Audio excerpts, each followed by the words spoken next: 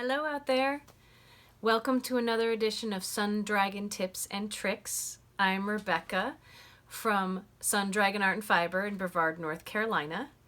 And I'm expecting I might be spending a little more time at home. We have a stay-at-home order. I'm going to try to be fulfilling some orders in the shop a couple days a week.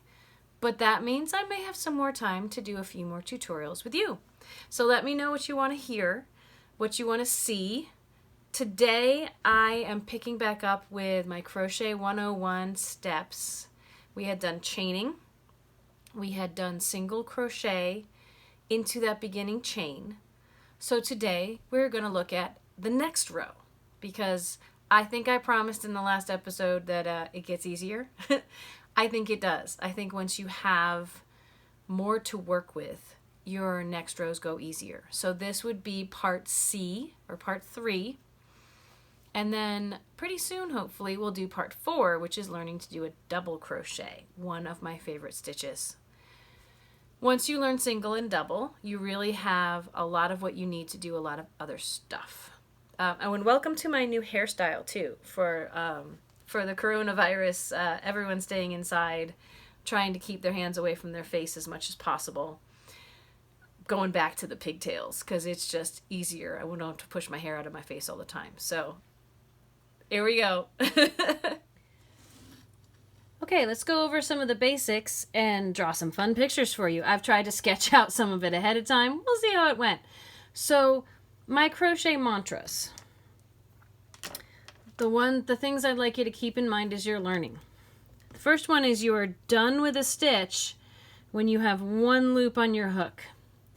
If you don't have one loop left, you may be unfinished with a stitch, or if you think you're done and you have more than one loop, something may have gotten stuck. My other one, which has more to do with some of the stuff we're doing today, is you have to go up to go over on every row. When you start a row, you need to build the height. It brings us into what I call crochet geometry. You need to build height to make room for your stitches. So let's take a look at this. The crochet geometry, go back to my black. We'd started in the last video that chaining is like making a straight line. It's like making a line. When you build a bunch of chains, it's very flat. The first row of SC, which is short for single crochet, is like building a box. So the line's here, but then then you have to go up to go back over to give yourself the height for what it will be. It's more of a box or a rectangle. And here's my picture of a few of those stitches. So here's our chain. We chained over, and then we did one chain to give us the height to go back. And these guys up here, these are our single crochets that went into that chain. So if you remember, the next one, our hook is going to go in that space right there. And maybe, I always make these decisions after I start, we can do that with the red guy. You would go into the chain, and I was giving you the rule of thumb to go where the bottom of the chain is below and the rest of it is all above. All these crissy-crossies are above to start your stitch. Now today we're going to talk about doing a single crochet into a stitch that is not a chain. So the front of a stitch, this is a single crochet and it's the front. It will look like there's a little V facing you and also a little V running along the top. Let's go back over to here. When you flip it around, you're going to change direction. I will show you that in the live video. So you can start going back across this row. We're going to be working across this row. Suddenly this looks a little different. Now what we want to do, the back side of the stitch will look like it's got some little humps with strands coming away from each other.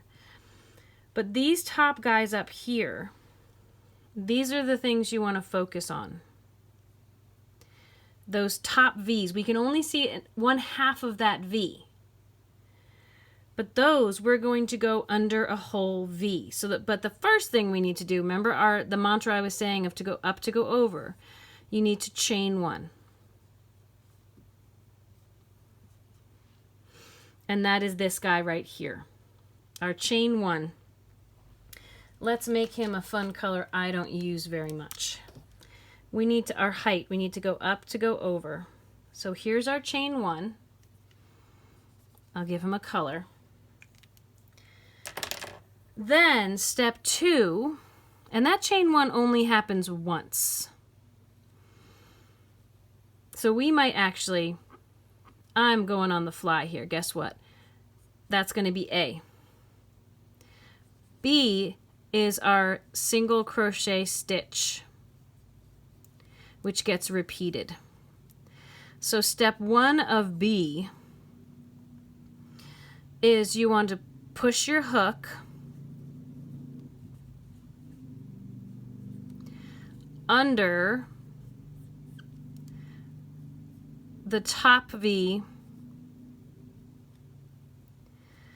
of the stitch in the row below. I'm not going to write all of that out, it would take up too much space, but that's what these little arrows are. You want to go right here. In fact, let's make it a color.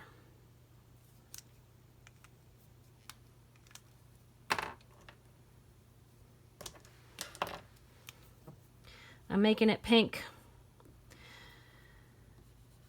You want to push your hook under just the top V, nothing else.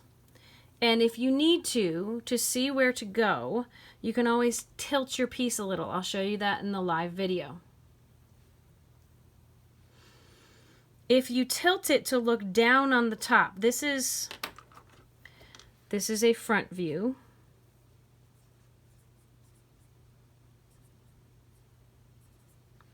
This is a top view. This part right here, if we've pushed the hook under just that top V, if you look down on it from the top, you will see you have gone under 2 strands.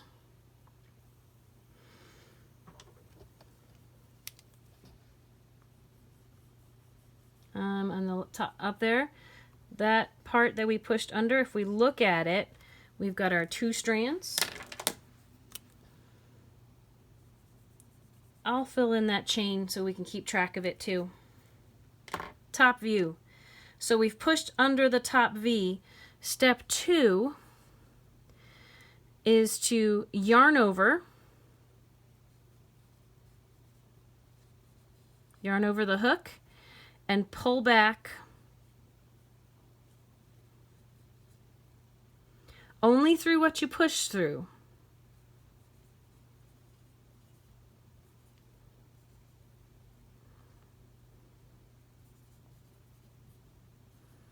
I'll put what you pushed under.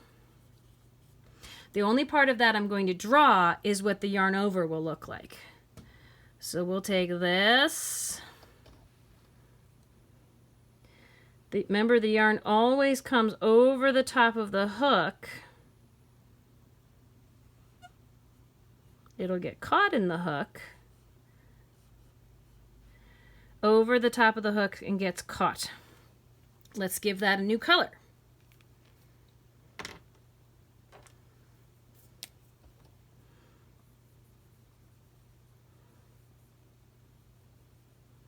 There is my yarn over. And as I move down through these pictures, when I pull that back up through what I punched through, it will be a second loop on the hook.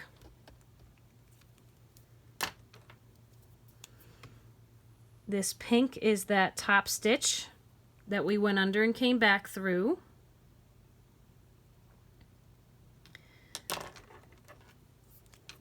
We've got our chain hanging out here. And honestly, the first loop, I didn't give a color. We'll keep him white. That's okay. I may go back and color code him later. Not to be confusing. So this is what went after step 2. It'll look like this. Step 3 is another yarn over, which is often called a YO. And you pull through the 2 loops on the hook. So let's draw that. If we did a yarn over, remember it would come over the top. And so we would have, here's our yarn over that gets caught in the hook. Let's give it another color.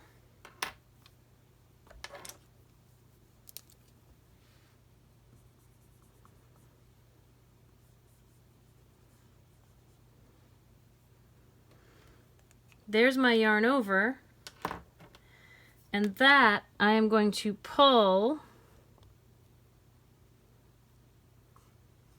through the 2 loops on the hook. When I do that, here is our finished stitch.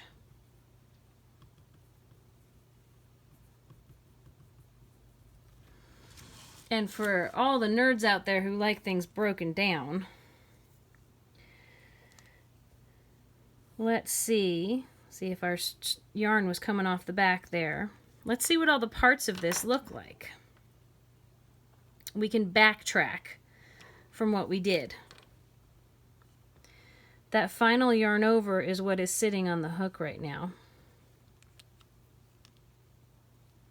The top of it right here is our beginning original loop. What creates the front of the stitch here was that first push in and pull up.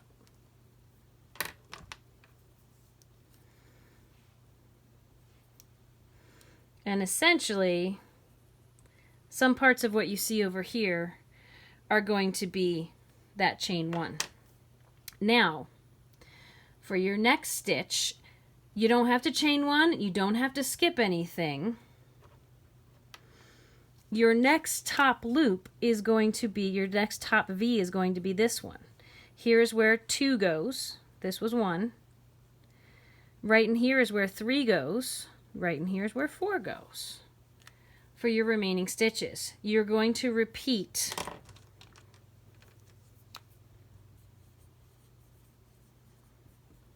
all steps of B. All right, so let's see what this looks like in real life. Okay, here is my little row that I made of my single crochet that went into the chain. And just like in the picture, on the front of this, we have V's on the top, we have little V's in the front. When that front side is facing you, the top V's kind of slant towards you a little bit. They're pretty easy to see. Remember, that's what we want to go under on this next row. Now, when I turn this around, I have to flip it to work back across it. Suddenly, those top V's are harder to see. You can see one side of them. We want to, if I tilt it, you can see them. We want to go under the whole thing, but we can only see half. But the other thing, especially if you have big yarn, if you pull on it, you can see holes. You can see big holes. That hole is where I want to put my hook when I'm doing my stitch. So first I'm going to set my tension, palm up, between my pinky and my ring finger, around my pinky, over my ring finger, back behind my first 2 fingers, or any way you like to have tension. Before I start the row, I need to go up to go over, so I'm going to yarn over and pull through my loop. That's chain 1. Now, instead of going through the top chain, the top V's, I want to go under the whole V. So I'm going to find my first hole, I'm going to push my hook straight into the back. Try not to wiggle or flip or minimize your movement. Just go under from front to back. If you need to, check that you've got 2 loops, but try not to wiggle stuff. Yarn over my hook. I pull back up, and I can settle back in that workspace to help me out. I'm not done because I don't have 1 loop left. I'm going to yarn over, and I'm going to pull, twist if I need to get through there, pull through the 2 loops. That should look a little bit like my drawing. And now, big lump goes into that hole. Move over to the next hole. Push in, yarn over and pull back just through what I pushed through. No more. Yarn over and go through the 2 loops on the hook. I hope this will start to feel easier for you than going into that chain. Push in, yarn over, pull back through just what you push through. Settle can help.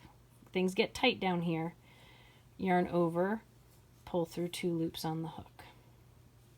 Find your next hole. This is the one I just did, so this is the one I'll do next. Push in, yarn over, pull back, yarn over, pull through both loops on the hook. I'm going to keep doing that all the way across the row. Be careful of this twisting. Really try to lay it flat to find where you go next. And you know, if something gets wonky, if you accidentally go under or flip over, let's say I do that,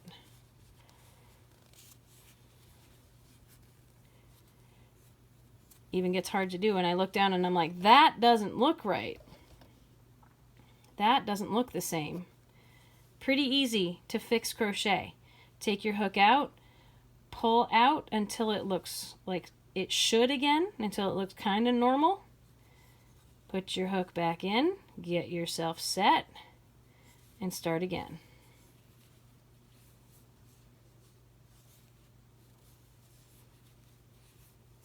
Now the last one out here, I have a lot of intro crocheters who go, I think I'm done. And if it looks like there's a bubble sticking off the end, you're probably not. This is where the height from the last one, there still is 1 stitch back here. I can still find 2 strands to go under. And if I counted 1, 2, 3, 4, 5, 6, 7, 8. I have 8. The row below, if I turn it back around, 1, 2, 3, 4, 5, 6, 7, 8, 9. So I need to go under this last one, push.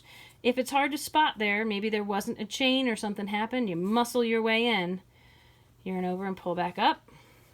Excuse me while I get more yarn over and go through both. Now you may work into stitches other than singles going forward. If you're doing a single into a different stitch, biggest thing is you try to find those top 2, that top V of any stitch to go under. If I was going to start a new row here, I could, let's flip it around first, and then I would chain 1 to get my height, only done at the beginning of a row. Part A is only done at the beginning. Part B is done every single other time. I skip over that chain 1. I find my first big hole that's under a V. Push in, yarn over, pull back up, yarn over, go through 2 loops. Push in, yarn over, pull back up, yarn over, pull through 2 loops. Push in, yarn over, pull back up, yarn over, go through 2 loops. Keep doing that all the way across. Okay, I hope you stuck with me on that for your first rows of single crochet beyond going into the chain. Notice I am not as fluid with crocheting while talking as Liz is, or as I am at knitting and talking. So calling things the wrong thing while I'm trying to get through my row here. Here are 3 rows of single crochet. 2 of them are above the one that went into the chain. It gets easier. That's what I think. And the more you practice this, the more it will start to become fluid, the more the crochet will go faster, the more things you can do. So I think I've mentioned before that single crochet can be what I call a necessary evil to get you to pretty things like double crochet. Single crochet is functional. It's great if you're making little toys, the amigurumi. And it's a great foundation to build things on later. It definitely serves its purpose. I'm using it in the crochet sweater I'm making, but there's a lot more open shell work, things that use double crochets and chains to create V's, to create shell things. It's really cool. So stay tuned, because as soon as I can, I will put out the double crochet one.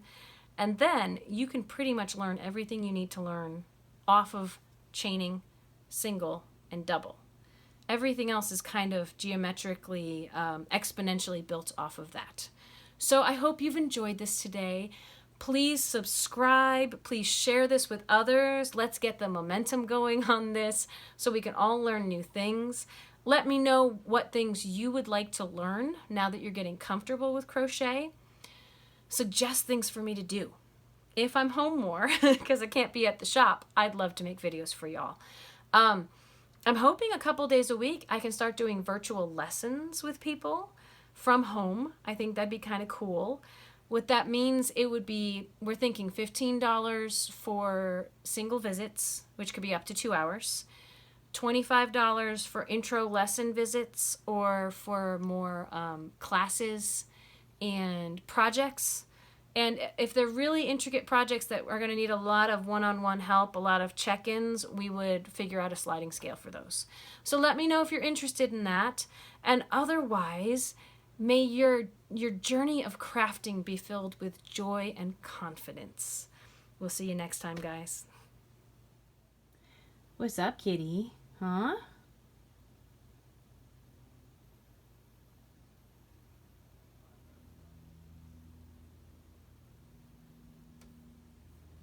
So everyone can see what happens when they hear the clanging. It's because you have jumped into the cabinets below my setup. Oh boy.